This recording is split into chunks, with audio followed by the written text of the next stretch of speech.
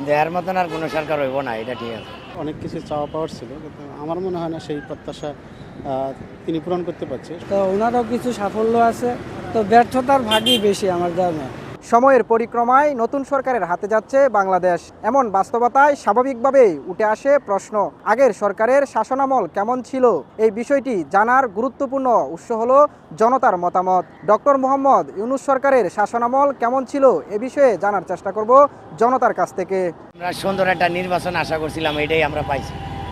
অনেক সুন্দর হয়েছে। এই যে 18 বছর পরে ভোট দিয়েছি, 17-18 বছর পরে ঢাকার তেনে 1000 টাকা 1500 টাকা খরচ করে দেশে যায় ভোট দিছি, এটাই অনেক শান্তি পেয়েছি। কিন্তু এর মতন আর কোনো সরকার হইব না, এটা ঠিক আছে। আর কেউ পারবো না। আমি চাচ্ছিলাম যে ডক্টর ইউনূসের কাছে যে শেখ হাসিনার আমলে ডিভাইস পার্টি ছিল, পরীক্ষায় দুর্নীতি হইতো, এখনও হচ্ছে, এগুলো এখনও মানে ডেভেলপ করতে পারে নাই, উন্নতি হয় নাই আর কি। মানুষ যে প্রত্যাশা নিয়ে এসে ডক্টর ইউনূসকে নিয়ে এসেছিল, মানুষের অনেক কিছু চাওয়া পাওয়ার ছিল, কিন্তু আমার মনে হয় না সেই প্রত্যাশা তিনি পূরণ করতে পারছে। শুধুমাত্র নির্বাচনের ক্ষেত্রে যাক, নির্বাচনটা সুষ্ঠু সুন্দর হয়েছে।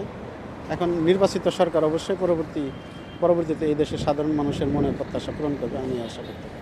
উনি এসে অনেকগুলো স্টেপ নিয়েছেন, যেগুলো 100% এক্সিকিউট না হলেও অনেকটাই আগের আমল থেকে ভালো ছিল।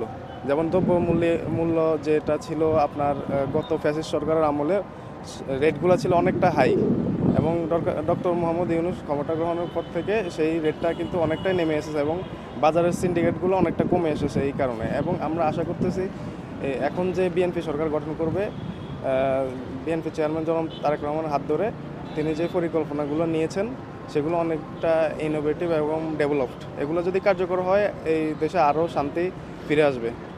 প্রধান উপদেষ্টা ডক্টর মোহাম্মদ ইউনূস সাহেব দীর্ঘ 18 মাস যাবৎ যে দেশ পরিচালনা করেছেন, তাতে আমার মনে হয় আর কি, আমি যা মনে করতেছি আর কি, তাতে উনি খুব সফল হিসাবে আমার মনে হয় না আর কি।